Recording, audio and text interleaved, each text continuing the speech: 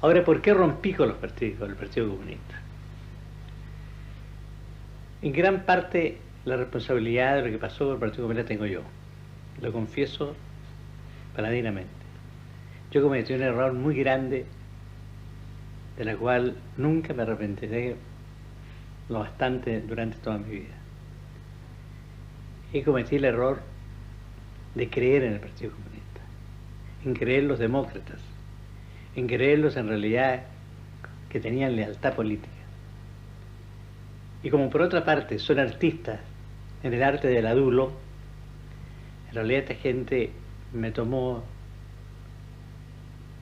por medio de las alabanzas, por medio del elogio, por medio de la facilidad que me daban para todas las cosas, y cometí el error, como le digo, tremendo, que no lo cometió ni don Pedro ni Juan Antonio Ríos, de llevarlos al poder, de llevarlos al gobierno como ministro de Estado, e incorporar a una serie de comunistas destacados en puestos llaves de la administración pública.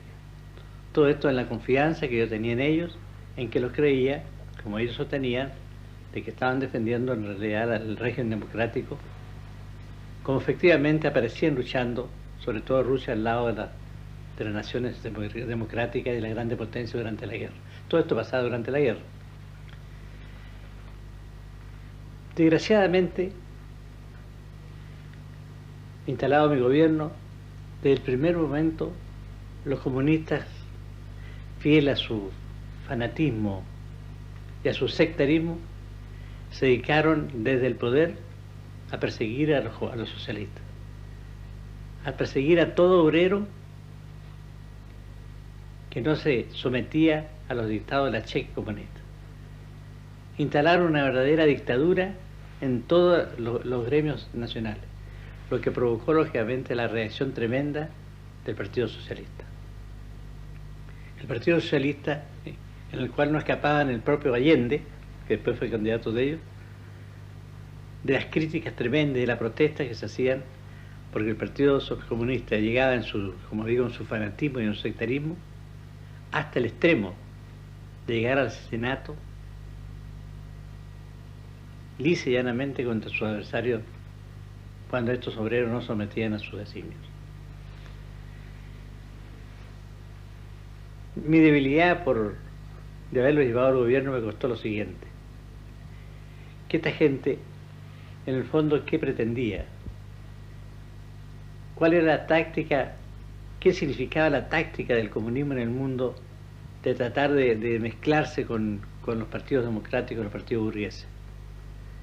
Era precisamente conseguir el poder por la vía electoral, tal como pasó con Allende, para después desde arriba apoderarse del poder. Efectivamente,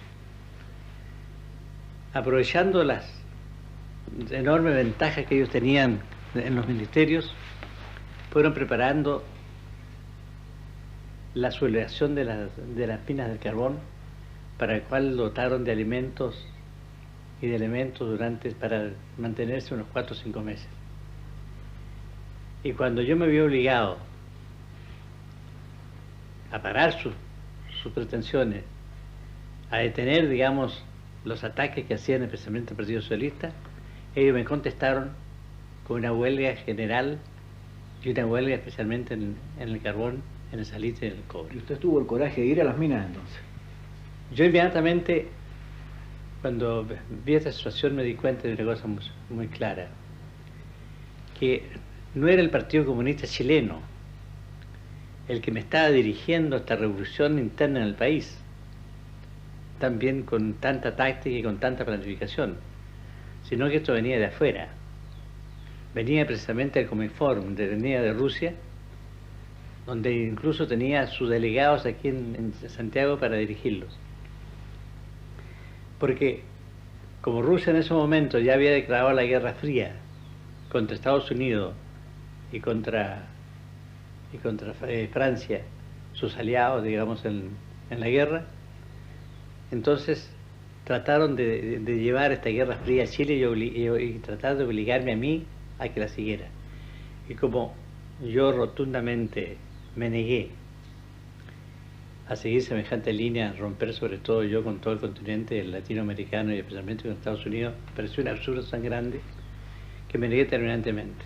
Entonces, de ese momento, ellos desencadenaron aquí en Chile esta verdadera guerra del carbón, que yo solamente pude operarla gracias a la lealtad y a la eficiencia con que actuaron las Fuerzas Armadas en Chile, que, tal como ocurrió con el gobierno de Allende, su eficacia, su táctica y su preparación hizo abortar a pesar de que esta gente estaba tan organizada en armamento, en dinamita, con alimento, en tal forma que ellos se creían invencibles. Usted tuvo un muy leal ministro del Interior que a la fecha vive, el almirante Torres Evia. Claro, el almirante Torres Evia y otro gran ministro que fue el eje de toda la defensa de mi gobierno y del triunfo en las minas de carbón, que fue el general don Guillermo Barros Tirado, gran ministro y gran estadista. Como digo, esta lucha del Partido Comunista le costó al país, evidentemente, un momento de mucha zozobra, pero dejó de mostrar una cosa, que es imposible, es absurdo pensar que haya posibilidad en alguna parte del mundo de poder mancomunar, de poder unir, de poder ser capaz de que funcione una combinación, un acuerdo entre comunistas y democracia. Hay una incompatibilidad total, absoluta, sea cual sea el país donde ellos actúen, sean las personas o los partidos o los sectores que actúen, tarde o temprano pasar lo que pasó en Chile. Conmigo pasó con el señor Allende y pasa lo que hoy día en estos momentos en Portugal. Y esto pasó en Chile por haber levantado precisamente el general Ibáñez, ¿no es cierto?, la ley de defensa de la democracia. Bueno, yo entonces, ¿cómo me defendí? Me defendí inmediatamente, ya convencido, como demócrata, sincero, porque lo soy, y nunca he renunciado, digamos, a creer ni a defender la democracia. Entonces apelé a los sistemas legales para dictar una legislación, una ley por el cual prohibiera al Partido Comunista y a cualquier partido de origen revolucionario que pudiera participar en la vida activa y pública del país. Mi teoría era muy clara y muy sencilla, y creo que es la única manera de defender la democracia en el mundo. Y es que la libertad que da la democracia no puede servir para ser destruida. Y usted, al darle cabida a un comunista y otorgarle los derechos y las libertades que tiene un demócrata, sencillamente usted lo que está es sentenciando a muerte la democracia, como lo ha demostrado el Partido Comunista en todo el mundo. Efectivamente.